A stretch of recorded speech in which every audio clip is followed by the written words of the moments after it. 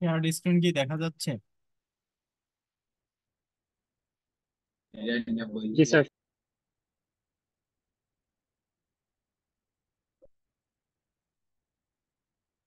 ওকে, আজকের লেকচার শুরু করতেছি। আমরা আজকে বেশ কিছু টপিকস কভার করতে হবে। এক নম্বর যেটা, সেটা হচ্ছে গিয়ে পিভি সেল আর্কিটেকচার এবং ম্যানুফ্যাকচারিং প্রসেস। ফটোভোল্টাইক সেল কিভাবে তৈরি হয় সেটার পদ্ধতিগুলো আজকে দেখানো হবে সংক্ষিপ্ত আকারে। এটা ইম্পর্টেন্ট টপিক, এটা আমাদের অনেক জায়গায় কাজে লাগবে। সো বেসিক গুলো আমরা কভার করব। প্রথম কথা হচ্ছে যে পিভিসিএল এর একটা হচ্ছে গিয়ে মূল স্ট্রাকচার, যেটাকে আমরা বেস হিসেবে চিন্তা করতে পারি, সেটা হচ্ছে গিয়ে সিলিকন সাবস্ট্রেট। আর একটা হচ্ছে গিয়ে পিভিসিএল এর একটা থিন ফিল্ম, পাতলা একটা ফিল্ম থাকে যেখানে জাংশন তৈরি হবে। তো সেগুলা থিন ফিল্ম, অ্যামরফাস সিলিকন সিআইজিএস এবং ক্যাডমিয়াম টেলুরিয়ামের একটা লেয়ার থাকবে। তো মাল্টিক্রিস্টালাইন সিলিকন সোলার স্ট্রাকচারের জন্য এই প্রসেসটা দেখানো হয়েছে। প্রথম কথা যেটা, সেটা হচ্ছে গিয়া সিলিক ক্রিস্টালাইন সিলিকন সাবস্ট্রেট তৈরি করা। সাবস্ট্রেট তৈরি করার জন্য যে সিলিকন যেখান থেকে তৈরি হয় সেটা হচ্ছে সিলিকন ডাইঅক্সাইড। সিলিকন ডাইঅক্সাইডের একটা মানে আকরিক থেকে বা খনি থেকে নেয়ার একটা একটা রূপে তারা আসে, যেমন এই যে ছবিতে দেখানো হয়েছে, এই রূপ থেকে সিলিকন ডাইঅক্সাইড আসে। সিলিকন ডাইঅক্সাইড আসার পরে সেটার সাথে আহ, সেটাকে কার্বন ইলেকট্রোডের মধ্যে ফার্নেসে 2200 কেলভিন টেম্পারেচারে উত্তপ্ত করা হয়। উত্তপ্ত করলে কার্বনের সাথে সিলিকন ডাইঅক্সাইডের বিক্রিয়া ঘটে, সিলিকন আলাদা হয় এবং কার্বন মনোক্সাইড বের হয়ে আসে। সাথে কিছু সিলিকন কার্বাইড তৈরি হয়। দুই নম্বর হচ্ছে সিলিকনকে হাইড্রোক্লোরিনেশন করা হয়, অর্থাৎ HCl অ্যাসিডে, হাইড্রোক্লোরিক অ্যাসিডের সাথে তার বিক্রিয়া ঘটানো হয়। সিলিকন এই যে আকরিক থেকে নেওয়া হইলে এর মধ্যে আয়রন, বোরন, অ্যালুমিনিয়াম এরকম বিভিন্ন রকম ইম্পিউরিটি থাকে। তো সিলিকনকে হাইড্রোক্লোরিনেশন, অর্থাৎ সিলিকনকে HCl হাইড্রোক্লোরিক অ্যাসিডের সাথে বিক্রিয়া করানোর ফলে যেটা হয় সেটা হচ্ছে গিয়ে আহ, একটা রিয়েক্টরের মধ্যে রিয়াকশন ঘটানোর ফলে এই রিয়াকশনটা ঘটে, এবং এই রিয়াকশনটা তৈরি হওয়ার পর হাইড্রোজেন এবং সিলিকন, হাইড্রোজেন টেট্রাক্লোরাইড, এই প্রোডাক্টটা তৈরি হয়। তারপরে হচ্ছে এটাকে ডিস্টিলেশন করা হয়। ডিস্টিলেশন মানে হচ্ছে যে এইটার যে ক্লোরো সাইলেন্ট লিকুইড এবং ইম্পিউরিটি গুলা আছে, সেই ইম্পিউরিটি গুলাকে আমার আলাদা করতে হবে। তো এই প্রসেসে সিলিকনের মধ্যে অনেক রকম ইয়ে থাকে, কম্পাউন্ড তৈরি হয়। যেমন সিলিকন টেট্রাহাইড্রেট, সিলিকন ট্রাইহাইড্রেট ক্লোরাইড, এরকম অনেক পদার্থ এখানের মধ্যে থাকে। তো এটা করা হয় যে এটাকে একটা সুনির্দিষ্ট টেম্পারেচারে উত্তপ্ত করা হয়। সুনির্দিষ্ট টেম্পারেচারে উত্তপ্ত করে সেটাকে ডিস্টিলেশন কলামের মাধ্যমে আলাদা করা হয়। ডিস্টিলেশন কলামের মাধ্যমে আমাদের ডিজায়ার্ড প্রোডাক্ট যেটা, অর্থাৎ সিলিকন ক্লোরাইড হাইড্রাইড, এই সিলিকন ক্লোরাইড হাইড্রাইডে বিভিন্ন বয়েলিং পয়েন্টে অন্যান্য পদার্থগুলোকে আলাদা করে তারপরে আমাদের এই ডিজায়ার্ড সিলিকন হাইড্রাইড ক্লোরাইড এইটাকে আলাদা করে নিয়ে আসা হয়। আলাদা করে নিয়ে আসার পরে এখান থেকে সিলিকনের ক্রিস্টালকে আমাদের আলাদা করতে হবে। ক্রিস্টালকে আলাদা করার প্রসেসটা এরকম যে পিউরিফাইড ক্লোরোসাইলেনকে, অর্থাৎ এই যে সিলিকন ক্লোরাইড হাইড্রাইড যেটা, সেইটা থেকে সিলিকন আলাদা করার জন্য প্রথমে হাইড্রোজেনের সাথে তার বিক্রিয়া ঘটাইতে হবে। হাইড্রোজেনের সাথে বিক্রিয়া ঘটানোর প্রসেসটা হচ্ছে গিয়ে, এটাকে কেমিক্যাল ভ্যাপার ডিপোজিশন বলে, সিভিডি একটা প্রসেস। এই সিভিডি প্রসেসে একটা রিয়েকশন ঘটানো হয় হাইড্রোজেনের সাথে, গ্যাসিয়াস হাইড্রোজেন, এবং এইটার গ্যাসিয়াস ফর্মের মধ্যে বিক্রিয়া ঘটানোর ফলে 3HCl আলাদা হয়ে যায় এবং সিলিকনের সলিড আলাদা হয়। এই সিলিকনের সলিড আলাদা হওয়ার পরে সেই সিলিকনের সলিড থেকে আস্তে আস্তে ক্রিস্টালাইন প্রসেসে সিলিকনের গ্রোথ ঘটানো হয়। তো পলিসিলিকনের এই গ্রোথ, সিঙ্গেল ক্রিস্টাল গ্রোথকে একটা হচ্ছে গিয়ে জোটারলেস্কি মেথড, আর একটা হচ্ছে গিয়ে ফ্লোট জোন প্রসেস। এই দুই রকম প্রসেস আছে, এই দুই রকম প্রসেসের মাধ্যমে সিলিকনের ক্রিস্টাল গ্রোথ করা সম্ভব হয়। আর পরবর্তীতে এটার মধ্যে যে ইম্পিউরিটি গুলো আছে সেই ইম্পিউরিটি গুলাকে আলাদা করা হয়। তো আহ,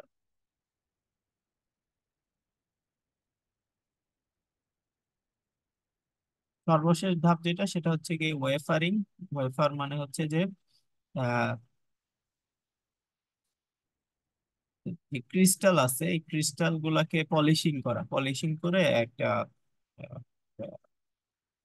উপযুক্ত সাইজে এটাকে নিয়ে আসা। এই উপযুক্ত সাইজে নিয়ে আসার জন্য যেই যেই থিকনেস দরকার হয় এবং যে শেপের দরকার হয় সেই থিকনেস এবং শেপে তাদেরকে কেটে আহ, তাদের যে প্রয়োজনীয় ডাইমেনশন সেই ডাইমেনশনে তাদেরকে কনভার্ট করা হয়। তো একটা সিলিকন আমার যে সিলিকন সোলার সেল, সেই সিলিকন সোলার সেলে কতগুলা লেয়ার থাকে। এই লেয়ার গুলো এখানে দেখানো হয়েছে। এই ছবিটা পরীক্ষার সময় আসতে পারে, এই জন্য এই ছবিটা ভালো করে শিখতে হবে। আর ধাপগুলোর নাম জানতে হবে। ওকে, এখানে যে 6টা ধাপের নাম দেওয়া হয়েছে স্টেপ 1 থেকে স্টেপ 6 পর্যন্ত, এই ধাপগুলোর নাম জানতে হবে। এই ক্রিস্টালাইন সিলিকন সেল সাবস্ট্রেট তৈরি করার ধাপগুলা কি কি? স্টেপ 1, স্টেপ 2, স্টেপ 3, স্টেপ 4, এই ধাপগুলোর নাম জানতে হবে। ধাপগুলা বর্ণনা তো অত ডিটেলস লিখতে পারবো না, বাকি ধাপগুলোর নাম জানলে সেটা একটা কোশ্চেন আসতে পারে। এ হচ্ছে যে কমপ্লিট সিলিকন সোলার সেলের ফিগারটা দেখাইতে হবে। তো ফিগারটা দেখানোর জন্য এটার উপরে একটা টপ কন্টাক্ট থাকে আর নিচে একটা ব্যাক কন্টাক্ট থাকে, এটা মেটালিক কন্টাক্ট। এই মেটালিক কন্টাক্টের মাধ্যমে কানেকশন দেওয়ার ব্যবস্থা থাকতে হবে। আর মূল যে স্তরটা, সেই মূলটা হচ্ছে গিয়ে পি টাইপ সিলিকন, এই সাদা অংশটা যেটা সেটাকে লেখা আছে পি টাইপ সিলিকন।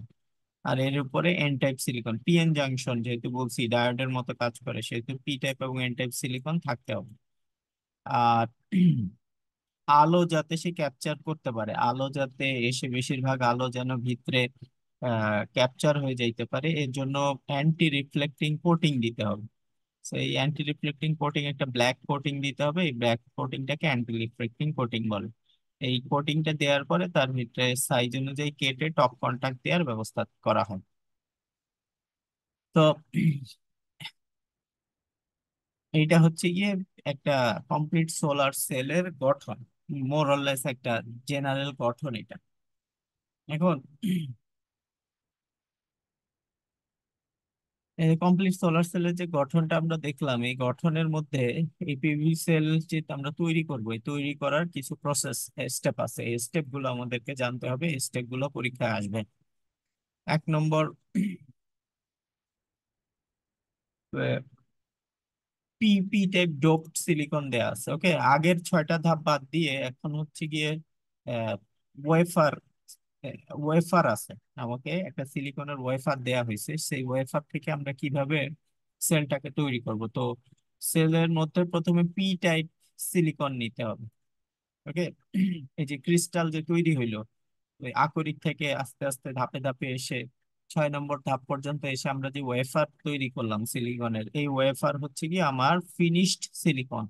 এই সিলিকনের মধ্যে ইম্পিউরিটি মিশায়ে পি টাইপ সিলিকন আমরা তৈরি করলাম। এই পি টাইপ সিলিকন তৈরি করার পরে তারপরে হচ্ছে গিয়ে সারফেস ফিনিশিং এবং টেক্সচারিং করতে হবে। সারফেসটাকে স্মুথ বানাইতে হবে, এই জন্য সারফেস এচিং, এচ ইউজ করে। সারফেস এচ ইউজ করে যেটা করে যে স্মুথ ওয়্যার স দিয়ে এটাকে সারফেসে যে টেক্সচার আমাদেরকে দরকার হয় সেই সেই টেক্সচারটা, উপরের যেই লেয়ারটা আমাদের প্রয়োজন সেই রকম একটা টেক্সচার আনা হয় যেন লাইটের রিফ্লেকশন কমে আসে। আচ্ছা, লাইটের রিফ্লেকশন কমে আসার জন্য এই পটাশিয়াম হাইড্রোক্সাইড অথবা সোডিয়াম হাইড্রোক্সাইড, কস্টিক সোডা বা কস্টিক পটাশ বলে, কস্টিক সোডা কস্টিক পটাশের সলিউশনের মধ্যে তাদেরকে ফেলে ফেলে এই স দিয়ে, স্মুথ ওয়্যারের দিয়ে তাদেরকে এই শেপটাকে আনা হয়। এই শেপটা আনার পরে এই ধাপটা তৈরি হয়। ওকে, টেক্সচার এইচ। টেক্সচার এইচ হওয়ার পরে তারপরে এখানে এন টাইপ সিলিকন তৈরি করতে হবে। পিআরএন জাংশন তো তৈরি করতে হবে। সো পিআরএন জাংশন তৈরি করার জন্য তারপরে কি করতে হবে? ফসফরাস ডিফিউশন করতে হবে। ফসফরাস ডিফিউশনের যে প্রসেস, হ্যাঁ, সেটা হচ্ছে গিয়ে গ্যাসিয়াস ফেজের ফসফরাস আছে, বা লিকুইড ফসফরাস ক্লোরাইডের সলিউশন আছে, অথবা সলিড ফসফরাস অক্সাইডের প্রিকারসর আছে। এগুলাকে ইউজ করে একটা ফার্নেসের মধ্যে 900 ডিগ্রি সেলসিয়াস টেম্পারেচারে ফসফরাস সিলিকনের মধ্যে ডিফিউশন করা হয়। এবং এই ডিফিউশনের কিছু সুনির্ধারিত ইকুয়েশন আছে, সেই ইকুয়েশন মেনে মেনে এই আহ, আহ, একটা ফার্নেস, চুল্লি আর কি, এগুলা বিশেষ ধরনের ইলেকট্রিক চুল্লি, যেখানে এই গ্যাসগুলার সাথে এই সিলিকনের মধ্যে রিয়াকশন ঘটে। রিয়াকশন ঘটানোর পরে ফসফরাস গুলা সিলিকনের মধ্যে ডিফিউজ হয়। ডিফিউজ হয় মানে এটা ভিতরে এসে জায়গা করে নেয়। যে পি টাইপ এন টাইপ পদার্থ তৈরির যে প্রসেস, সে তার একটা প্রসেস হচ্ছে গিয়ে এটা। এর পরের ধাপ যেটা, পি ডিফিউশন হয়ে গেল, পি টাইপ সিলিকন তৈরি হয়ে গেল। এখন পি টাইপ সিলিকন তৈরি হওয়ার পরে এইচ আইসোলেশন করতে হবে। আহ, অর্থাৎ বাইরের দিকে যে এইচ গুলো আছে, সেই এইচ গুলাকে আমার কি করতে হবে? কেটে ফেলতে হবে। এদিকেও ডিফিউজ হয়ে গেছে, এদিকেও ডিফিউজ হয়ে গেছে পি টাইপ পদার্থ, ভিতরেও আছে পি টাইপ পদার্থ। এই বাইরের দিকে যে পি টাইপ পদার্থগুলো, এগুলাকে কেটে আলাদা করে সরাই ফেলতে হবে। কিন্তু এগুলো তো খুবই সূক্ষ্ম, তো কেটে আলাদা করার জন্য যেটা করতে হবে সেটা হচ্ছে গিয়ে আহ এদের আলাদা ইলেকট্রিক মানে কাটিং টুল আছে। এই কাটিং টুল দিয়ে এই পাশ থেকে এন টাইপ সিলিকনটাকে সরাই ফেলতে হবে। এন টাইপ সিলিকনের যে লেয়ারটা তৈরি আছে তাদেরকে সরাই ফেলতে হবে। এটা হচ্ছে এইচ আইসোলেশন। তারপরে 10 নম্বর ধাপ যেটা, সেটা হচ্ছে গিয়ে AR deposition, anti reflecting coating. AR মানে অ্যান্টি রিফ্লেক্টিং। এখন এলে দেখো, আমরা এই যে সিলিকন সোলার সেল তো তৈরি করব। সোলার সেলের পি টাইপ সোলার সেল ছিল, তার উপরে এন টাইপ এর লেয়ার দিলাম, ঠিক আছে, আর এসটাকে সরায় ফেললাম। তাইলে এখন পি আর এন এর এই দুইটা লেয়ার তৈরি হয়েছে। এই লেয়ারটা, গ্রে কালারের লেয়ারটা আর সাদা কালারের লেয়ারটা তৈরি হয়েছে। তার উপরে কোন লেয়ার আছে? Anti reflecting coating. এই এআর কোটিং বলতেছে বা এআর ডিপোজিশন বলতেছে, এটা একটা আলাদা রকম পদার্থ। সে আলাদা রকম পদার্থের লেয়ারটা আমাকে কি করতে হবে? এটার উপরে সুন্দর করে বসাই দিতে হবে। অ্যান্টি রিফ্লেক্টিং কোটিং এর যে লেয়ারটা, সেই লেয়ারটা কি করে? কেমিক্যাল ভ্যাপার ডিপোজিশন বলে। এইটার ভিতরে টাইটেনিয়াম ডাইঅক্সাইড, TiO2, অথবা সিলিকন নাইট্রাইট, SiN3, এই দুই রকম পদার্থ আছে। এই দুই রকম পদার্থ দিয়ে নর্মালি এই এয়ার রিফ্লেক্টিং কোটিংটাকে তৈরি করতে হয়। এখন এটার থিকনেস কতখানি দিব সেটা ডিপেন্ড করে হচ্ছে গিয়ে কোন ওয়েভলেন্থের আলো এসে আমার এখানে পড়তেছে, এবং এই এর রিফ্র্যাক্টিভ ইন্ডেক্স যেটা, অর্থাৎ কতখানি আলোকে সে ক্যাপচার করবে, কতখানি আলোকে সে ফিরাই দিবে। আহ, এই এয়ার কোটিং এর ভ্যালুটা একটা আমার রিফ্র্যাক্টিভ ইন্ডেক্স এর উপর ডিপেন্ড করে। এর রিফ্র্যাক্টিভ ইন্ডেক্স গ্লাস এবং সিলিকনের মাঝামাঝি হইতে হবে। কাচের যে রিফ্লেকটিভ ইন্ডেক্স নিউ এবং সিলিকনের যে রিফ্লেকটিভ ইন্ডেক্স নিউ, এই দুইটার মাঝখানে আমার অ্যান্টি রিফ্লেকটিভ কোটিং এর লেয়ারটা হইতে হবে। এটা হচ্ছে কি অ্যান্টি রিফ্লেকটিভ কোটিং এর বৈশিষ্ট্য। অ্যান্টি রিফ্লেকটিভ কোটিং এর থিকনেসটা কতখানি হবে, সেই ভ্যালু ডিটা ডিপেন্ড করবে λ/4 মানের উপর। আর ল্যামডাটা হচ্ছে গিয়ে আমার ওয়েভলেন্থ, যেই ওয়েভলেন্থের আলো সেখানে পড়তেছে, সেই ওয়েভলেন্থের রেঞ্জটার উপর ডিপেন্ড করবে। আচ্ছা, তাহলে কি কি হইলো আমাদের এখন? ওয়েফার নিলাম, টেক্সচার এজ করলাম, পি ডিফিউশন করলাম, এজ আইসোলেশন করলাম, অ্যান্টি রিফ্লেকটিভ ডিপোজিশন দিলাম। অ্যান্টি রিফ্লেকটিভ ডিপোজিশন দেওয়ার পরে এইরকম একটা স্তর তৈরি হইল। এখন হচ্ছে গিয়ে কন্টাক্ট বসাইতে হবে। কন্টাক্ট মানে এখান থেকে তো ইলেকট্রিক্যাল কানেকশন নিতে হবে, সো উপরে একটা কন্টাক্ট আর নিচে একটা কন্টাক্ট দিতে হবে। একটা হচ্ছে ফ্রন্ট কন্টাক্ট প্রিন্টিং আর একটা হচ্ছে কি back contact printing. Front contact এই অ্যান্টি রিফ্লেকটিভ লেয়ারের উপরে কন্টাক্ট বসানো, আর ব্যাক কন্টাক্ট হচ্ছে গিয়ে এরপরে এইটার কন্টাক্টটা বসানো। তো এটা এটার জন্য আমাদের দুইটা ধাপ। তো বেসিক্যালি এখানে মেটাল দিতে হবে। এই মেটালটা বেশি সিলভারের পেস্ট। হ্যাঁ, সিলভারের paste mixture with organic binder, মানে বাইন্ড করার তো ব্যবস্থা করতে হবে এটার সাথে। এটা ইয়ে করতে হবে, মানে বন্ড থাকতে হবে। বন্ডের প্রসেসটা একটা স্ক্রিন প্রিন্টিং প্রসেসের মাধ্যমে এই ফন্ট কন্ট্যাক্টটা বসানো হয়। উইথ এবং ডিজাইন এগুলা ডিপেন্ড করে।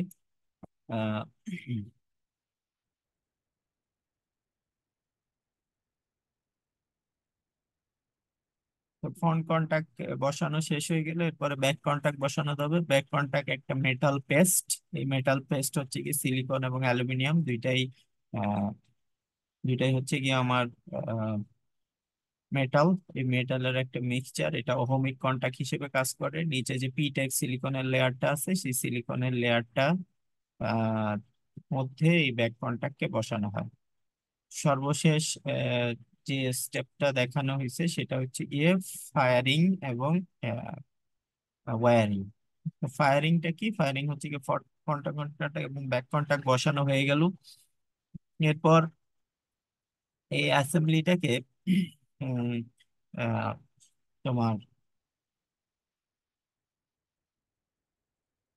ফায়ার অর্থাৎ আগুনের একটা ইয়ের ভিতরে, চেম্বারের ভিতরে নিয়ে সেখান থেকে যে অর্গানিক বাইন্ডার গুলো আছে সেই অর্গানিক বাইন্ডার গুলাকে রিমুভ করা হয়।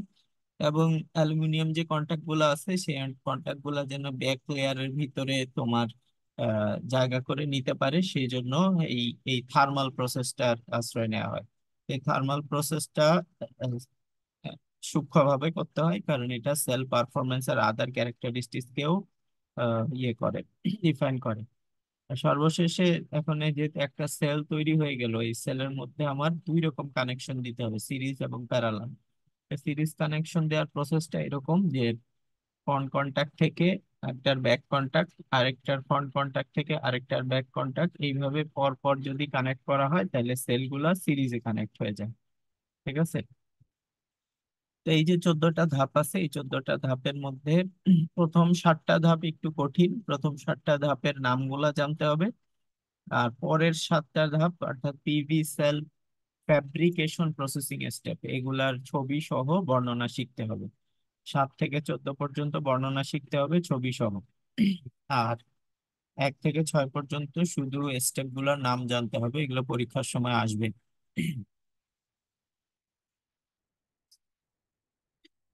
এখান থেকে আর যেটা আমরা পড়বো সেটা হচ্ছে গিয়ে 5.5.1, এই এই অংশটা পড়বো।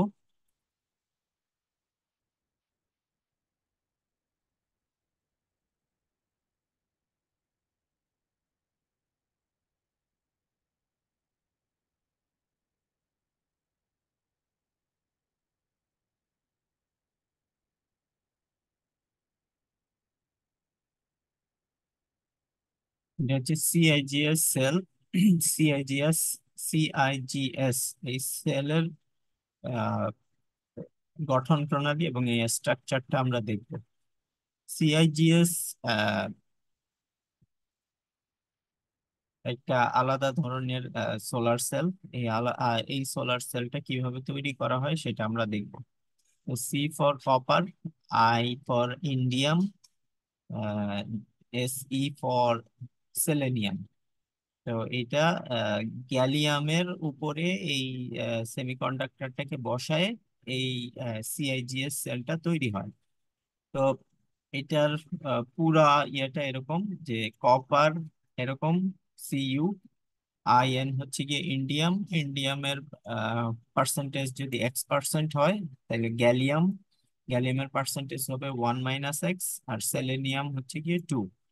এই 4টা ম্যাটেরিয়ালের সমন্বয়ে সিআইজিএস সেল তৈরি হয়। সিএজিএস এর প্যানেল এফিসিয়েন্সি 15.7% পর্যন্ত ছিল, এবং ধীরে ধীরে এটার এফিসিয়েন্সি বেড়ে 20.8% আসছে, এবং ফার্দার এটার এফিসিয়েন্সি আরো বৃদ্ধি পাইছে।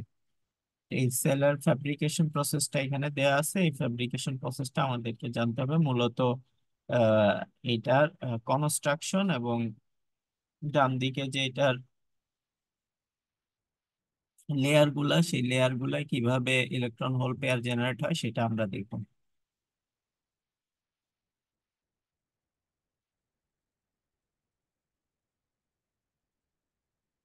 তো প্রথমে হচ্ছে কি, এটার একটা সাবস্ট্রেট, সেই সাবস্ট্রেটটার মধ্যে কপার, ইন্ডিয়াম, গ্যালিয়াম এবং সেলেনিয়াম, এই চারটা দিয়ে এই মাঝখানের স্তরটাকে তৈরি করা হয়। ওকে, এইটা হচ্ছে গিয়ে তার সাবস্ট্রেট। সাবস্ট্রেটের উপরে এটা পি টাইপ পদার্থ, পি টাইপ পদার্থের উপরে এন টাইপ ক্যাডমিয়াম সালফাইডের একটা লেয়ার তৈরি করা হয়। আর তার নিচে হচ্ছে গিয়ে একটা কন্টাক্ট, মেটালিক কন্টাক্টের ব্যবস্থা রাখা হয়। এটা মলিবডিনামের কন্টাক্ট, এই কন্টাক্টটা পজিটিভ। আর এর উপরে একটা স্বচ্ছ লেয়ার দেয়া হয় এট এ টাইম। সেই লেয়ারটা হচ্ছে গিয়ে জিঙ্ক অক্সাইড এবং অ্যালুমিনিয়ামের, সেটাও কন্টাক্ট হিসেবে কাজ করে টপ লেয়ারে। সেখান থেকে মাইনাস কানেকশনটা নেওয়া হয়। আর নিচের দিকে সোডা গ্লাস নামে একটা ম্যাটেরিয়াল আছে, এই সোডা গ্লাস ম্যাটেরিয়াল দিয়ে তার স্ট্রেংথকে বাড়ানো হয়। তো অল্টারনেটিভলি এটারও সাবস্ট্রেটের বর্ণনা এখানে দেয়া আছে যে সাবস্ট্রেটটা তো বললামই, সিআইজিএস, কপার, ইন্ডিয়াম, গ্যালিয়াম এবং সেলেনিয়াম, এদের সমন্বয়ে এই সাবস্ট্রেটটাকে তৈরি করা হয়। সাবস্ট্রেটের মধ্যে কিছু ইমপিউরিটি থাকে, যেমন সোডিয়াম, পটাশিয়াম, ক্যালসিয়াম অক্সাইডের কিছু ইমপিউরিটি বিদ্যমান থাকে। কেমিক্যাল প্রসেসের মাধ্যমে এইগুলাকে সরানো ফেলা হয়। আর ব্যাক কন্টাক্ট হচ্ছে গিয়ে মলিবডিনামের ব্যাক কন্টাক্ট। এটা তৈরি করার জন্য ফ্যাব্রিকেশনের একটা প্রসেস আছে, ডিসি স্পাটারিং বলে। স্পাটারিং প্রসেসের মাধ্যমে দূর থেকে তোমার এই ম্যাটেরিয়াল গুলাকে এর উপর ফেলে ফেলে এর একটা লেয়ার তৈরি করা হয়। আর একটা অ্যাবজর্বার লেয়ার তৈরি করা হয়, যেন এই আহ, ইয়েটাকে, সূর্যের আলো গুলাকে সে ইয়ে করতে পারে, অ্যাবজর্ব করতে পারে। তো সিআইজিএস এর উপরে একটা থিন ফিল্মের লেয়ার দেয়া হয়। সেই লেয়ারটা ওই কপার, ইন্ডিয়াম এবং গ্যালিয়াম ফার্স্ট ডিপোজিট করে তারপরে সেলেনিয়ামের অ্যানেলিং প্রসেসে সেলেনিয়ামটাকে এটার সাথে মিশাই এই লেয়ারটা তৈরি করা হয়। আর উপরে আরেকটা লেয়ার, যেটা ক্যাডমিয়াম সালফাইড, এটা বাফার লেয়ার হিসেবে কাজ করে। আর টপ কন্টাক্ট হিসেবে জিঙ্ক অক্সাইড এবং অ্যালুমিনিয়াম ডোপ জিঙ্ক অক্সাইডের একটা লেয়ার থাকে, যে লেয়ারটা টপ কন্টাক্ট হিসেবে কাজ করে। সো এটার ধাপগুলো জানতে হবে, এই ছবিটা শিখতে হবে সিএজিএস এর জন্য। তো এই এই দুই ধরনের সেল কিভাবে তৈরি হইলো বা ধাপগুলা কিরকম, সেগুলো আমরা এই চ্যাপ্টার থেকে শিখবো, চ্যাপ্টার 5 থেকে। এইটার পিডিএফ তোমাদেরকে দিয়ে দেওয়া হবে। আচ্ছা, আর এখান থেকে এই পিডিএফটা থেকে আর যেটা শিখতে হবে সেটা হচ্ছে চ্যাপ্টার 8। চ্যাপ্টার 8 অলরেডি আমরা কভার করছি, সামান্য কিছু বাকি আছে। এই ইকুয়েশন গুলো আমরা আগেও দেখছি।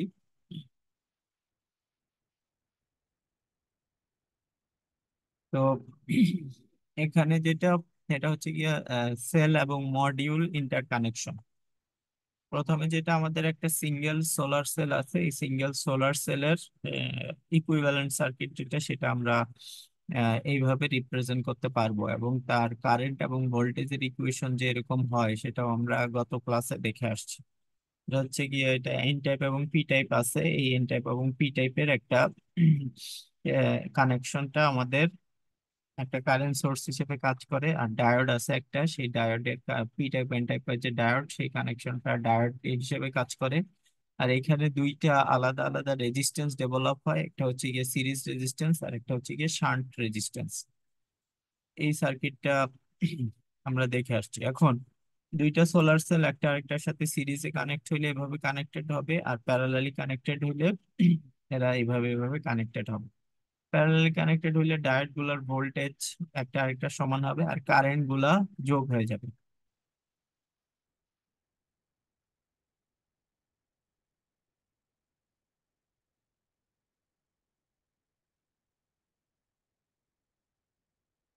এখন এখান থেকে যেটা আমাদের লাগবে একটা হচ্ছে থিন ফিল্ম কমার্শিয়াল মডিউল। একটা কমার্শিয়াল যে যেগুলো বাজারে বিক্রি হয়, সেই বিক্রি হওয়া সিলিকন সেলগুলোর মধ্যে কি কি লেয়ার থাকে এটা আমাদেরকে একটু জানতে হবে। তো সিলিকন হাইড্রাইড পিভি সেল, এগুলো হচ্ছে থিন ফিল্ম সেল। এই থিন ফিল্ম সেলের ম্যানুফ্যাকচারিংটা আমরা দেখলাম যে সেলটার ম্যানুফ্যাকচারিং। আর একটা হচ্ছে যে এই থিন ফিল্ম সেল গুলাকে আবার জোড়া লাগায় কমার্শিয়ালি ম্যানুফ্যাকচারিং কিভাবে হয়। তো কমার্শিয়াল যে ইন্টিগ্রেটেড ম্যানুফ্যাকচারিং সেলগুলো আছে, সেই সেলগুলো 12 ভোল্ট, 24 ভোল্ট, 48 ভোল্ট এর অ্যাপ্লিকেশনের জন্য পাওয়া যায়। আর এগুলো স্মল স্কেলের জন্য। আর বিগার স্কেলে এদেরকে আলাদাভাবে তৈরি করা হয়। তো থিন ফিল্ম সোলার সেলে এই যে লেয়ার গুলা থাকে, যেমন এই যে উপরে এখানে তো আমরা এরকম এরকম ইয়ে দেখতে পাই যে অনেকগুলা কলামে কলামে তাদেরকে ভাগ করা আছে, আবার মাঝে মধ্যে ছোট ছোট রোতেও ভাগ করা থাকে। এক একটা ভাগের ভিতরে আসলে কি রকম ডিজাইন কাজ করে। তো একটা মডিউল যে আছে, কমার্শিয়াল যে মডিউল, সেই উপরের মডিউলে থাকে হচ্ছে গিয়ে তোমার একটা গ্লাস সাবস্ট্রেট। উপরে যে একটা স্বচ্ছ লেয়ার দেখা যায়, সেই লেয়ারটা হচ্ছে কি আমাদের গ্লাস সাবস্ট্রেট হিসেবে কাজ করে।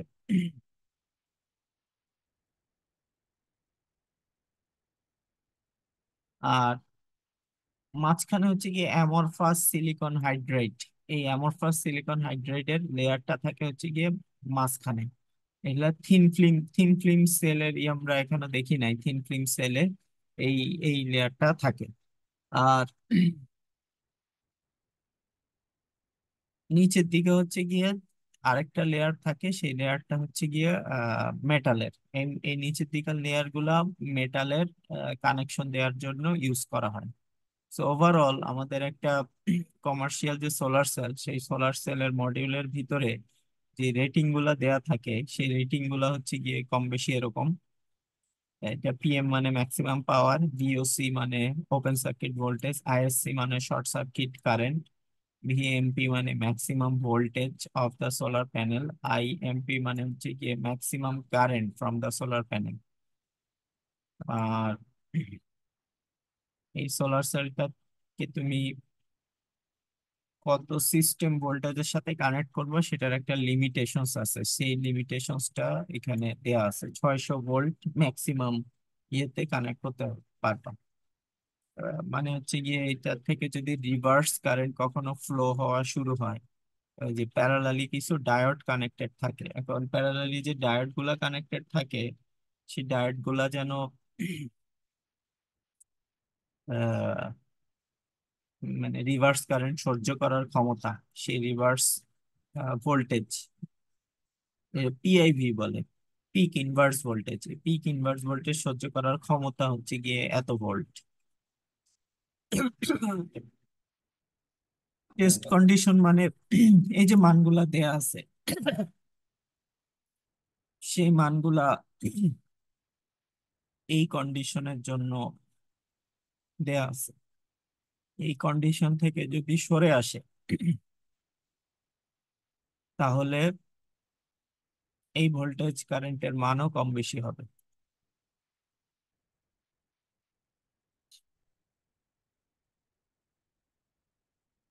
এখানে কিছু ইকুয়েশন দেয়া আছে, এই ইকুয়েশন গুলো আমরা আগেও কম বেশি দেখছি। এখানে কয়েকটা টার্ম আছে, সেই টার্ম গুলার সাথে আমাদের একটু পরিচিত হইতে হবে। সেগুলো আমরা একটু দেখি।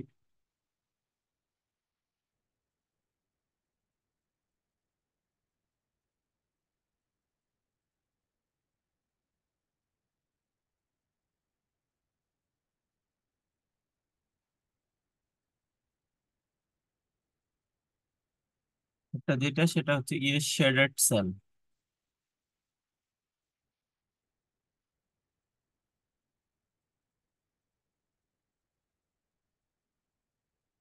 শেডেড সেল মানে হচ্ছে যে শেড মানে ছায়া। শেডেড সেল বা ফল্টি সেল যদি হয় তাহলে পারফরমেন্স কি হবে?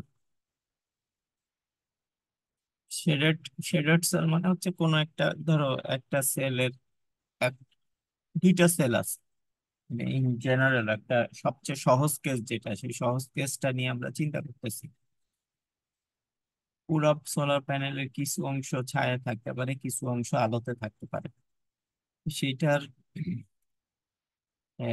সিম্পলেস্ট কেস হচ্ছে গিয়ে একটা সেল ছায়া আছে আর একটা সেল আলোতে আছে। তো সেই ক্ষেত্রে আমরা এই ঘটনাটাকে কিভাবে ব্যাখ্যা করব? এটা দুইটা কেস হইতে পারে। একটা হচ্ছে গিয়ে যে সেল দুইটা নিয়ে আমরা আলোচনা করতেছি, সেই সেল দুইটা ইদার এক প্যারালালে আছে, সেল নাম্বার ওয়ান এবং সেল নাম্বার টু প্যারালাল, অথবা দুইজন সিরিজে আছে, সেল নাম্বার ওয়ান এবং cell number two in series. তার মধ্যে এই রেড কালার দিয়ে যেটা বোঝানো হয়েছে সেটা হচ্ছে যে প্যারালাল। তো এইটা এই প্যারালাল কানেকশন মধ্যে 2 নম্বর সেলটা শেডে আছে আর 1 নম্বর সেলটা আলোকিত অবস্থায় আছে। শেডে আছে বা ফল্টি অবস্থায় আছে, তার কোনো ড্যামেজ হয়ে গেছে এরকম। আর এখানেও সিরিজ কানেকশনের বেলাও 2 নম্বর সেল যেটা, সেইটা ফল্টি হয়ে গেছে অথবা সেটা ড্যামেজ হয়েছে। এখন প্যারালাল যদি হয়, অর্থাৎ প্রথম কেসটা যদি হয়, এই কেসের জন্য অ্যানালাইসিসটা কিরকম হবে? অ্যানালাইসিসটা হচ্ছে এই কারশফের ভোল্টেজ ল অনুযায়ী এই সাপ্লাই ভোল্টেজ যেটা, সেই সাপ্লাই ভোল্টেজটা পাবো হচ্ছে গিয়ে V1, 1 নম্বর সেল যেটা ভালো আছে সেটার অ্যাক্রসে যে ভোল্টেজ, সেই ভোল্টেজটাই পাবো এখানে। আর 2 নম্বর সেলও যেহেতু 1 নম্বর সেলের সাথে প্যারালালি আছে, সেহেতু 2 নম্বর সেলের অ্যাক্রসেও সেম ভোল্টেজই কাজ করবে। আর 2 নম্বর সেল যেটা শেডে আছে, সেই শেডেরটা একটা আম, একটা হচ্ছে গিয়ে ফুললি ইলুমিনেটেড আর একটা হচ্ছে গিয়ে শেড। এখন 1 নম্বর যেটা, সেটার ফটো কারেন্টের পরিমাণ হবে অনেক বেশি, কারণ সে তো ফুললি ইলুমিনেটেড অবস্থায় আছে। আর 2 নম্বর সেল যেটা, সেটার ফটো কারেন্ট হবে খুবই কম, কারণ সে শেডেড অবস্থায় আছে। I1 যেটা, 1 নম্বর সেল থেকে যে কারেন্ট প্রডিউস হইতেছে, সেই কারেন্টের পরিমাণটা পাবো হচ্ছে কি আমরা এটা photo current I0 x e⁻q⁴ বেটা kBt-1 V r1 RS RHS। এটা একটা যে ফুল পিভি সেলের যে ইকুয়েশন, সেই ইকুয়েশনটা সে ফলো করবে। আর I2 এর বেলায় ফটো কারেন্টটা শূন্য, বাকিটুকু আগের মতোই থাকবে। টোটাল কারেন্ট যেটা, সেই টোটাল কারেন্টটা হবে এরকম, I1 এবং I2 থেকে যে পরিমাণ কারেন্ট পাওয়া যাবে সেটা। I2 এর মধ্যে তো কারেন্ট থাকবে, কারণ এটার মধ্যে একটা ডায়োড আছে, সেই ডায়োড আর এটার অ্যাক্রস একটা ভোল্টেজ আছে। কারণ 1 নম্বর সেলটা তো কার্যকরী, তার ভোল্টেজটা এটার অ্যাক্রসে কাজ করবে। তো ভোল্টেজ আছে, সেই ভোল্টেজের সাপেক্ষে ডায়োড যেটা আছে, সেই ডায়োড হয়ে সেই কারেন্টটা কাজ করবে। কিন্তু সেলটা ইটসেলফ ফল্টি, ফল্টি হওয়ার কারণে সে ইলুমিনেট হইতে পারে না। ইলুমিনেট হইতে পারে নাই দেখে তার ফটো কারেন্টের উপস্থিতি নেই, এর জন্য I2 তে কোনো ফটো কারেন্ট লেখা হয়নি। বাকিটুকুর অস্তিত্ব থাকবে। সো ওভারঅল অ্যানালাইসিস থেকে যেই এইটার একটা প্লট করা হয়েছে, 8.8-এ একটা প্লট করা হয়েছে, সেই প্লটটা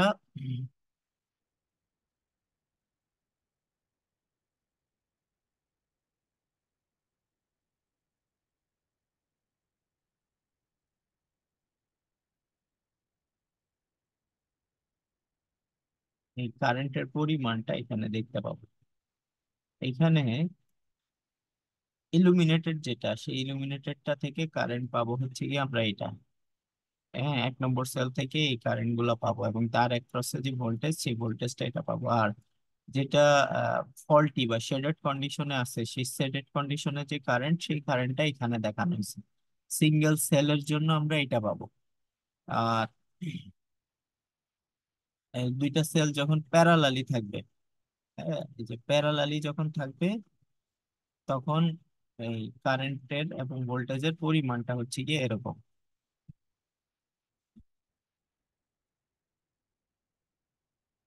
So all cells are illuminated, showed in dotted blue curve, and cases with a single shaded cell is shown in red.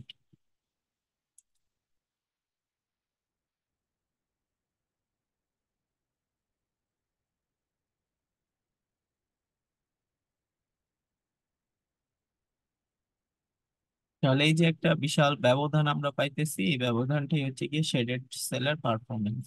আর এটা যদি পাওয়ারের হিসাব আমরা করি, ভোল্টেজের সাপেক্ষে পাওয়ার, তাহলে দেখো যে এটা পাওয়ার কি কি হারে চেঞ্জ হইতেছে. আহ, এটা থেকে যেটা আনশেডেড কন্ডিশনে থাকতেছে সেইটার পাওয়ার আসতেছে হচ্ছে গিয়ে তোমার এই এখানে ধরো 0.7 ওয়াটের মতো, আর এইটার পাওয়ার আসতেছে 1.6 ওয়াটের মতো. তো পাওয়ারের মধ্যে এই পার্থক্যটা তাদের ভিতরে চলে আসবে. তো এটা হচ্ছে গিয়ে প্যারালালি থাকলে এরকম অবস্থা হবে, আর সিরিজে থাকলে এদের দুইজনের কারেন্ট একই, দুইজনের ভোল্টেজের সামটা আউটপুট ভোল্টেজ হিসেবে পাওয়া যাবে. এবং সেটার প্লটও এরকম এখানে দেখানো হয়েছে সিরিজের. এটা সিরিজে থাকলে কারেন্ট তো সেম, মোর অর লেস, কিন্তু ওই প্যারালাল ভোল্টেজের কারণে ভোল্টেজের মধ্যে একটার থেকে ভোল্টেজ পাবো না, আরেকটার থেকে ভোল্টেজ পাবো. আরেকটার থেকে যে ভোল্টেজটা পাবো সেটাই আমার পুরো সার্কিটের ভোল্টেজ হিসেবে কাজ করবে.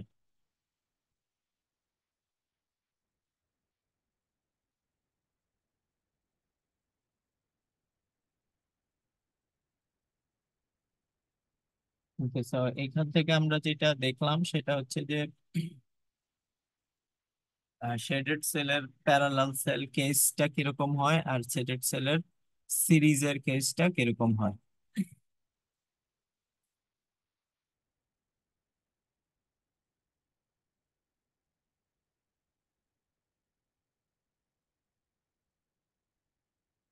ওকে, সো এইখান থেকে এই পিডিএফ থেকে পড়ার মতো এতটুকুই আছে আমাদের. এক নম্বর হচ্ছে যে আমরা ফ্যাব্রিকেশন প্রসেস গুলো শিখলাম, আর এখানে শেডেড সেল এবং ফল্টি সেলের পারফরমেন্সের কেসগুলো দেখলাম. আর হচ্ছে গিয়ে একটা থিন ফিল্ম কমার্শিয়াল মডিউলে কি কি মডিউল থাকে সেটা আমরা দেখলাম.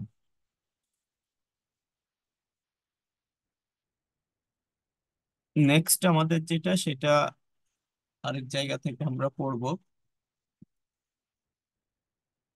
সেখানে যদি আমরা যাই,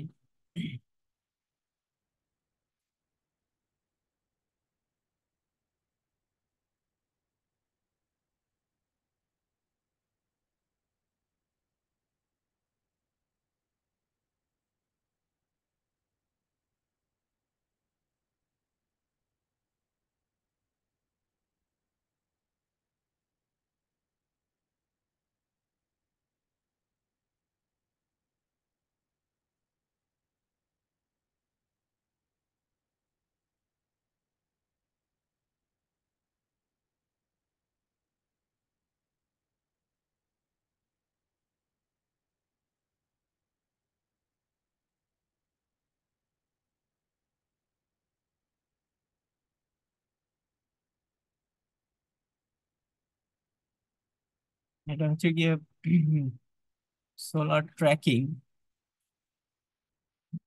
সোলার সেলকে সোলার সেলকে কার্যকরী করার জন্য সূর্যকে অনেক সময় সূর্যকে ট্র্যাক করা হয়. অর্থাৎ সূর্য যখন পূর্ব দিকে উদয় হয় তখন সোলার সেলটা পূর্ব দিকে মুখ মুখ করা থাকবে. এভাবে যখন উত্তর দিকে আসবে, দক্ষিণ দিকে আসবে, তখন দক্ষিণ দিকে সোলার সেলটা মুভ করা থাকবে. এইভাবে যদি সোলার সেলকে মুভ করা হয় তাহলে এটা থেকে এফিসিয়েন্সি ভালো পাওয়া যায়.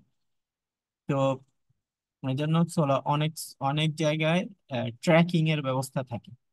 সোলার ট্র্যাকিং হচ্ছে কি এমন একটা টেকনোলজি যেটা হচ্ছে গিয়ে সোলার কালেক্টর, রিফ্লেক্টর বা ফটোভোল্টাইক সেলকে সোলার সূর্যের দিকে ওরিয়েন্ট করা.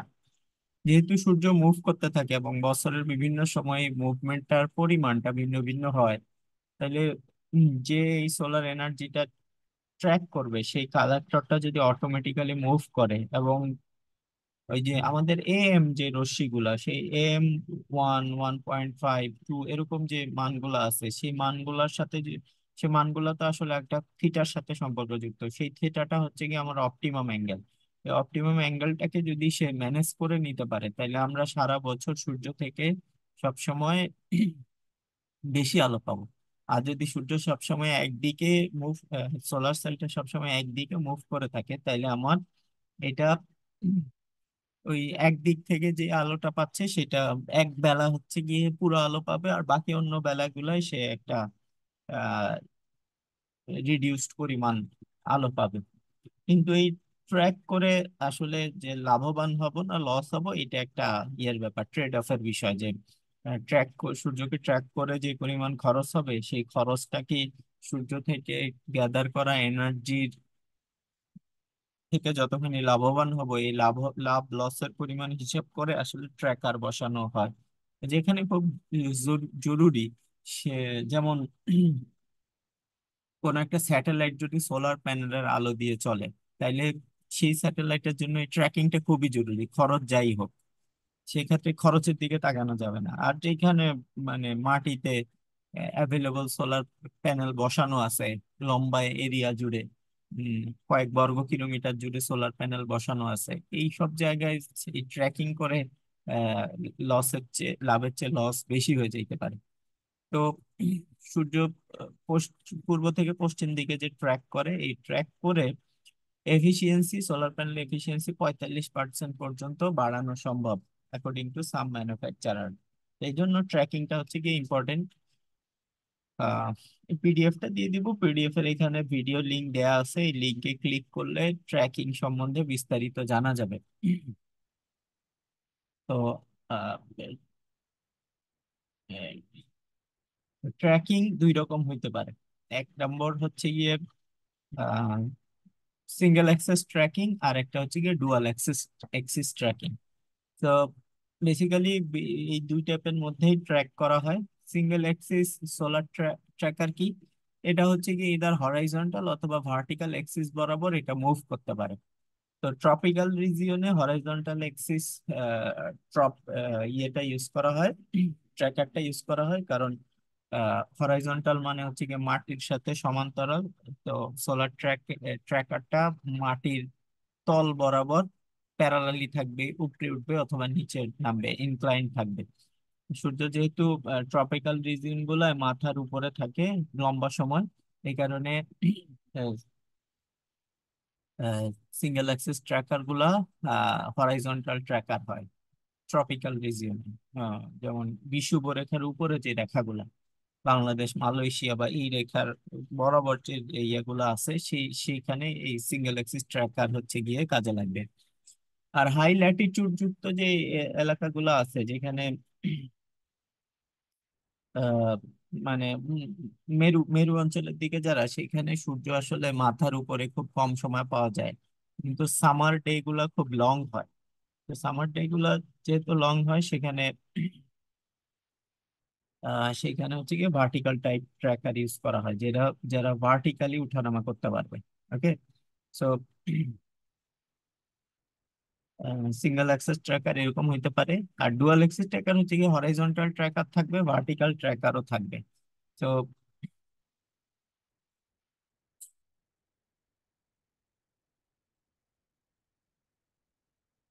দুইটা ট্র্যাকারই, তার মানে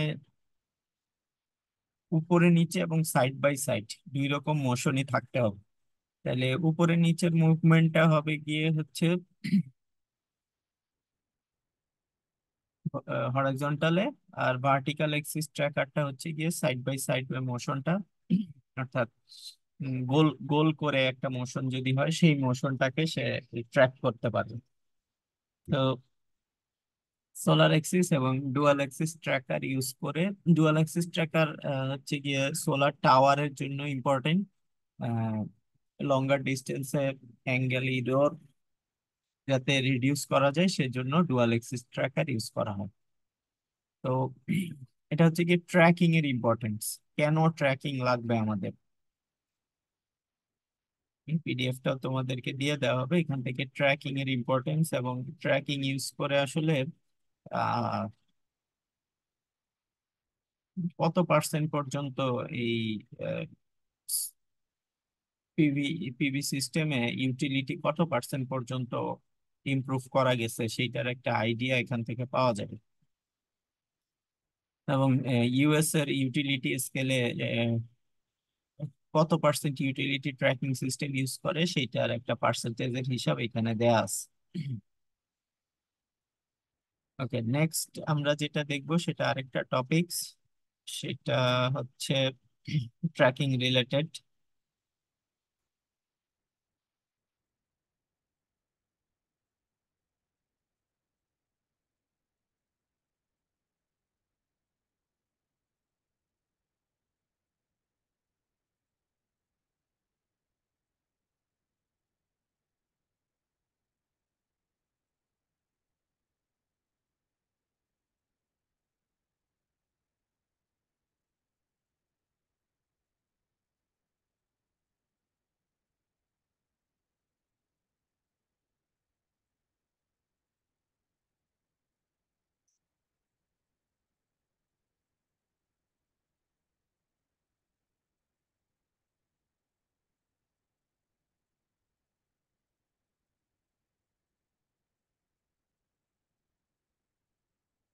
সো এই ট্র্যাকিং রিলেটেড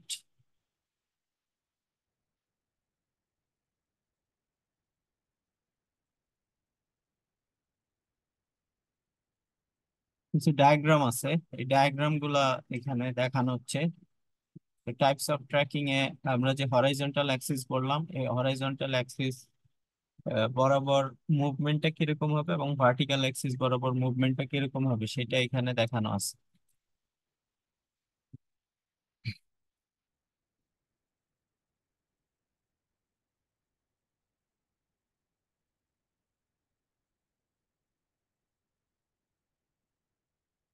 এক নম্বর হচ্ছে যে হরাইজন্টাল অ্যাক্সিস দুই দুই দিকে কনসিডার করা যেতে পারে, সেই কনসিডারেশনের একটা একটা অ্যাক্সিস হইতে পারে এরকম, এই এক্সিস বরাবর ট্র্যাক করতে পারবে। এক্সিস বরাবর ট্র্যাক করা মানে হচ্ছে সোলার প্যানেলটা যদি এটা হয়, তাহলে সোলার প্যানেলটা যদি আহ, উপরে নিচে এইভাবে রোটেশনাল ব্যবস্থা রাখা হয় একটা মোটরের মাধ্যমে, সেটা হচ্ছে গিয়ে এইরকম হরাইজন্টাল অ্যাক্সিস ট্র্যাকিং। আর একটা হচ্ছে গিয়ে এই অ্যাক্সিস বরাবর, এই অ্যাক্সিস বরাবর যদি সোলার প্যানেলটা এইদিকে মুভ করে অথবা এইদিকে মুভ করে, তাইলে সেটা হচ্ছে গিয়ে আরেকটা হরাইজন্টাল অ্যাক্সিস। আর একটা হচ্ছে গিয়ে vertical Axis tracker. Vertical Axis মানে সোলার প্যানেলটাকে এই বাঁকানো অবস্থায় আমরা কখনো গোল করে এই দিকে ঘোরাবো অথবা এই দিকে ঘোরাবো। অর্থাৎ ওই সূর্যটা যদি ডান দিকে থাকে তাহলে আমরা ডান দিক বরাবর এটাকে ঘুরায় বাঁকা করে ফেলবো, আর যদি বাম দিকে থাকে তাহলে বাম দিকে বাঁকানো অবস্থায় আমরা ঘুরাবো। তো সূর্য লম্বা লম্বি রেখে দিলে সব দিক থেকেই পাবে, কিন্তু ঘুরায় যদি সূর্য কোন পাশে আছে সেই পাশে যদি নিয়ে যেতে পারি তাহলে হচ্ছে গিয়ে এই ট্র্যাকিং গুলা কাজে লাগবে। তো সিঙ্গেল এক্সিস এবং ডুয়াল এক্সিস ট্র্যাকিং এরকম। আর আরেকটা ট্র্যাকিং যে ডুয়াল ডুয়াল ট্র্যাকিং, সেটা হচ্ছে যে উপরে নিচেও মুভমেন্ট আছে আবার ভার্টিক্যালিও মুভমেন্ট আছে। অর্থাৎ এটাকে তুমি এরকম গোল করে কখনো এইদিকে আনলা, কখনো এই শেপে নিয়ে আসলা, আবার উপরে নিচে উঠানামা করাইলো, অর্থাৎ অ্যাঙ্গেলটা কখনো এরকম থাকলো, আবার কখনো এরকম থাকলো, আবার কখনো এরকম থাকলো, বিভিন্ন অ্যাঙ্গেল, বিট অ্যাঙ্গেলটা কম বেশি করা মানে হচ্ছে গিয়ে হরাইজন্টাল ট্র্যাকিং, আর গোল করে এটাকে চারপাশে ঘুরায় আনার মানে হচ্ছে গিয়ে ভার্টিক্যাল ট্র্যাকিং। সো এই হচ্ছে গিয়ে আমার সিঙ্গেল অ্যাক্সিস এবং ডুয়াল অ্যাক্সিস ট্র্যাকিং এর নিয়ম। তো এই বিভিন্ন ডায়াগ্রাম এখানে দেওয়া আছে, flat collector diagram, dual axis tracker, হ্যাঁ, এবং থ্রি এক্সিস রোটেশন। এই রোটেশন গুলা থেকে বোঝা যাবে যে আসলে ট্র্যাকিং সিস্টেম কিভাবে কাজ করে। আর অ্যাপারেন্টলি এটার সাথে কিন্তু সিজনের সম্পর্ক, যে কোন সিজনে সূর্যটা কোথায় কখন কোথায় অবস্থান করবে সেটার একটা জড়িত। তো সূর্যের একটা ডেইলি পাথ আছে এবং 365 দিনে সে এই পাথকে অনুসরণ করে করে সে চলতে থাকে। আহ, গরমকালে লম্বা সময় একটা পাথে থাকে, শীতকালে তার পাথটা পাথের টাইম ডিউরেশনটা কম হয়ে যায়। তো এই যে টাইমিং এর কম বেশি হওয়াটা, সেই কম বেশি হওয়াটাও কিন্তু ব্যাপার। ট্র্যাকিং সিস্টেমে কন্ট্রোলারকে সবকিছু জানাইতে হবে, সব ইনফরমেশন দিতে হবে। ইনফরমেশন দেওয়ার পরে আমরা ট্র্যাকিংটাকে এফিশিয়েন্ট করতে পারবো।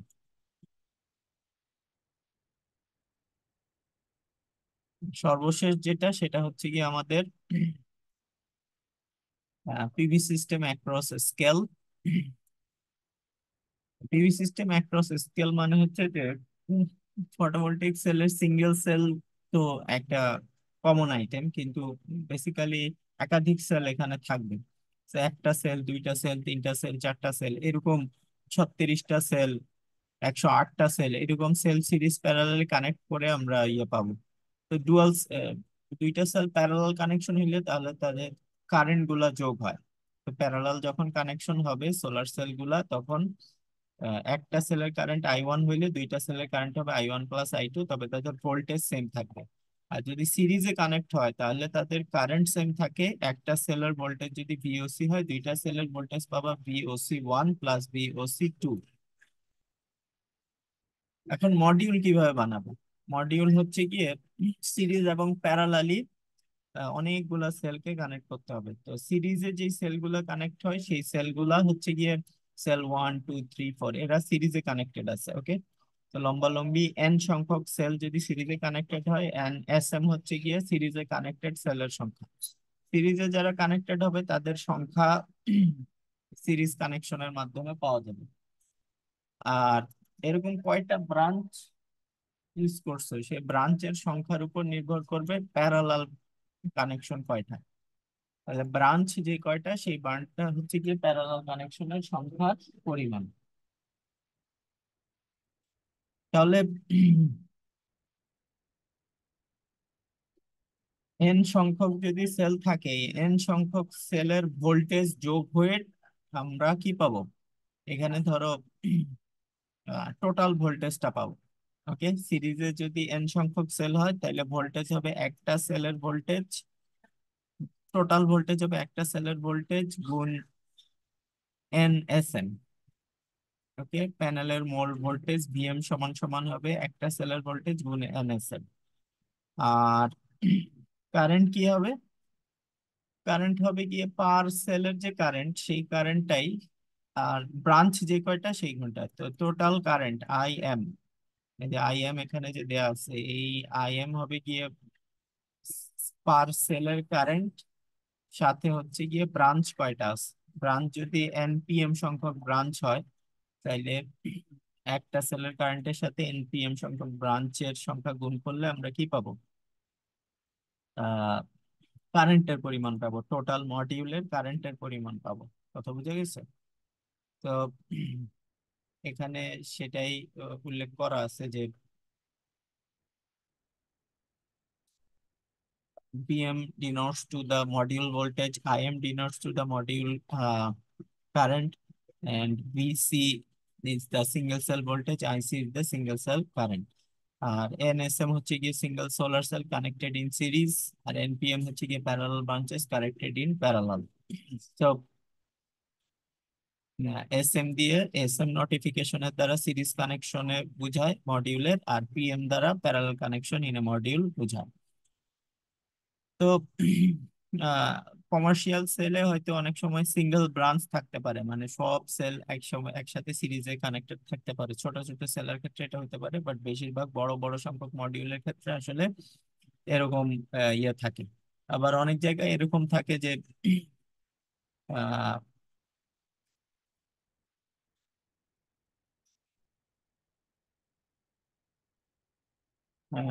মডিউল গুলোকে আবার সিরিজ প্যারালালি কানেক্ট করতে হবে। মানে অনেকগুলো মডিউল আছে।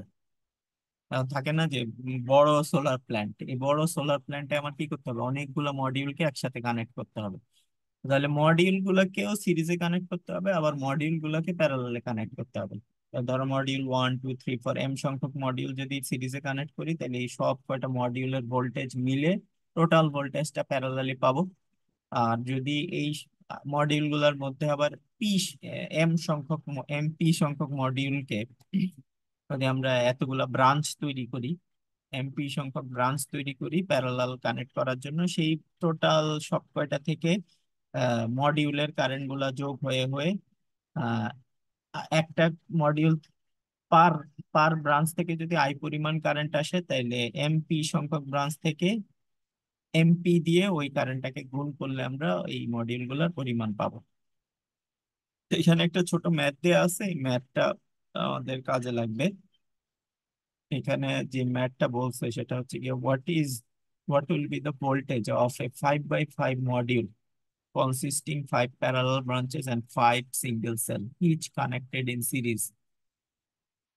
তাইলে পাঁচটা সেল সিরিজে কানেক্টেড আছে আর পাঁচটা প্যারালালি আছে। তাহলে প্রত্যেক সেলের ভোল্টেজ যদি 0.4 ভোল্ট হয়, পাঁচটা যেহেতু সিরিজে কানেক্টেড আছে, ভোল্টেজের বেলায় সিরিজ গুণ ভোল্টেজ, তাহলে পাঁচটা গুণ 0.4 সমান সমান পাবো আমরা মডিউলের ভোল্টেজ যেটা পাবো সেটা হবে আমাদের কত, 5 গুণ 0.4 মানে হচ্ছে গিয়ে মডিউলের ভোল্টেজ পাবো 2 ভোল্ট। আর কি বলছে, প্রত্যেকটা সেল থেকে কারেন্ট হচ্ছে গিয়ে 0.2 অ্যাম্পিয়ার, আর প্যারালাল যে কয়টা আছে ব্রাঞ্চ সেটা দিয়ে গুণ করতে হবে। যেহেতু প্যারালাল ব্রাঞ্চ আছে পাঁচটা, 0.2 কে 5 দিয়ে গুণ করলে আমরা সেখান থেকে কি পাবো, 5 গুণ 0.2 তার মানে 1 অ্যাম্পিয়ার, মডিউলের কারেন্ট পাবো 1 অ্যাম্পিয়ার। তাহলে এইভাবে মডিউলের সংখ্যা, প্যারালাল ব্রাঞ্চ এবং সিরিজের সংখ্যা থেকে ভোল্টেজ এবং কারেন্টের পরিমাণ, সিঙ্গেল সেলের ভোল্টেজ কারেন্টের পরিমাণ থেকে আমরা পার মডিউলের টোটাল ভোল্টেজ এবং কারেন্টের পরিমাণ ক্যালকুলেট করতে পারি। আচ্ছা, এই হচ্ছে গিয়ে আমাদের মোটামুটি টপিক। একটা অ্যাসাইনমেন্ট আছে তোমাদের, অ্যাসাইনমেন্টটা আমি এখানে একটু দেখাই দিচ্ছি।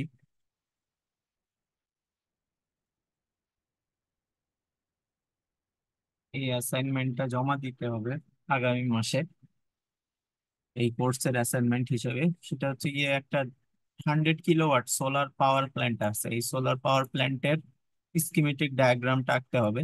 এই সোলার প্ল্যান্টে কি কি থাকে, সোলার প্ল্যান্টের প্যানেল গুলা থেকে শুরু করে গ্রিডে কানেক্ট হওয়া পর্যন্ত যা যা কানেকশন আছে সেই কানেকশন গুলা ব্লক দিয়ে দেখাইতে হবে।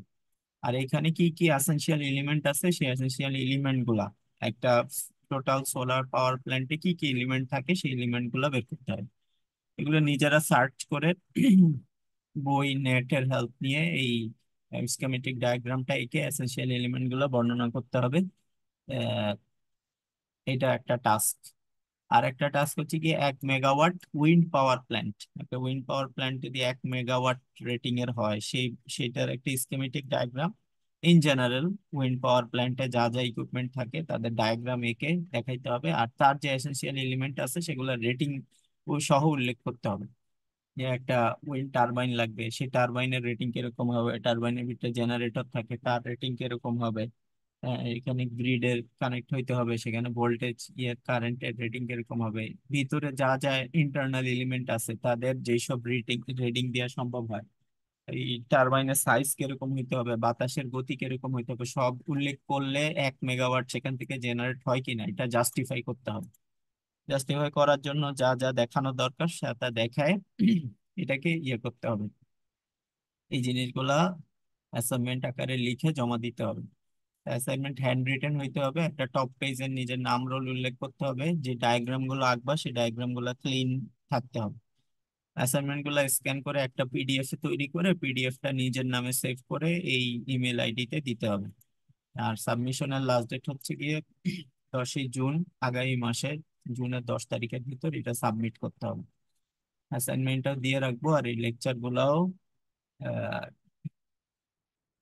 তোমাদের গ্রুপে দিয়ে দেওয়া হবে। So, যারা যারা প্রেজেন্ট আছো তারা চ্যাট বক্সে তাদের অ্যাটেন্ডেন্স দিয়ে দাও।